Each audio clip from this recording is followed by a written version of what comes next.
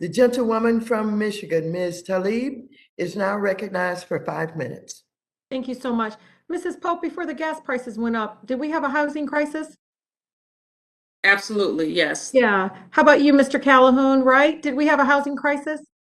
We've had a housing crisis and a shortage of production of housing by the National Association of Home Builders has described a shortage going back at least 6 to 8 years. That's right. I think it's important to make sure we push against some of the gaslighting that continues to happen and understand this housing crisis is not going anywhere, has nothing connected to the cost of living. If anything, corporate greed and price gouging by many of the political corporate donors that benefit from the high price, even though the barrel of gas is going down, the prices continue to go up. You know, Chairwoman Waters, I cannot thank you enough. You taught me that housing is infrastructure and that housing is a human right. And I know during this pandemic, cash buyers, as we all know, have intensified bidding wars, driven up the housing prices, and pushed many first-time cash-strapped home buyers out of running, out of being able to have their own homes. According to Renfen, cash buyers were 4 times more likely to win a bidding war against buyers with mortgage financing in 2021, as many of you have already testified to. I know the Urban Institute also found that 3 and 4 homes, though, priced at or below $100,000 are all purchased by all cash buyers and investors. This is very important to communities like mine. This disproportionately affected communities that I represented. More than half of the homes in my district right now, y'all, are valued less than $100,000.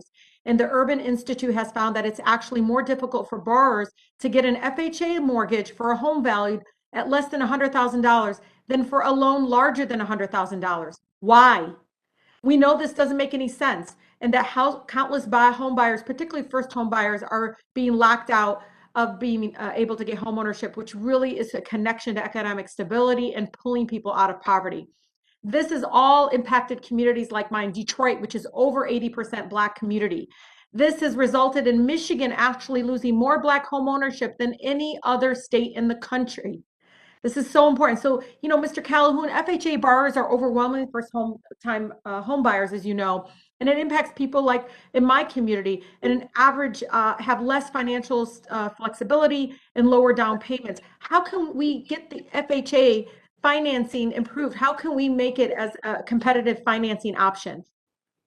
Thank you for the question. I'd say, first of all, we have great leadership at HUD with Secretary Fudge and great leadership with the former Center for Responsible Lending alum, Julia Gordon at FHA, who is totally committed in her career to doing this. A bunch of it is just plain resources at FHA. Again, by statute, they don't get to use any of the FHA premiums for operations. That's to insulate the reserve fund. But that means they're totally dependent upon appropriations and are tremendously underfunded compared to comparable private enterprises. So first of all, they need those resources, but they do have a number of initiatives underway. They were able, thanks to some special appropriations, to upgrade their technology, which saved them in the crisis. No, I have and I do have, HR 1532, which is in the Senate, that actually directs HUD to be able, and there's no, financial impact on this, to be able to look at best practices for FHA to be able to look at these small dollar mortgages. Professor, is it Chandon? Should we expect this trend to continue, going upward? What can the federal government do, in your opinion, to ensure that homes get into the hands of, individual home buyers instead of these private equity firms and LLCs and others that are swallowing them all up? Sure. I think that the key issue emerging from the data that we have available is that while there is a pool of buyers that are positioning homes for the rental market that would otherwise be available for ownership, that it is a very mixed group, and that we should not conflate the larger pool with that very large sort of private equity investor. That in fact accounts for only about 2.5% of the buyers. What I would suggest is that when we're thinking about the rental supply in this country, ensuring that we have a diverse supply of rental opportunities, whether it be urban apartments, whether it be single family homes where someone wants the benefit of being able to live in that home, but is also making the trade-off.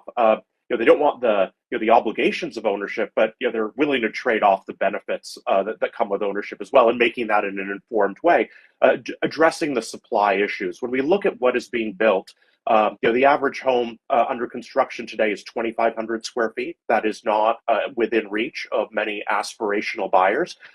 Addressing many of the challenges we face at the local level to ensure that we're able to build smaller homes that are within reach of some of those otherwise single-family renters is critical here.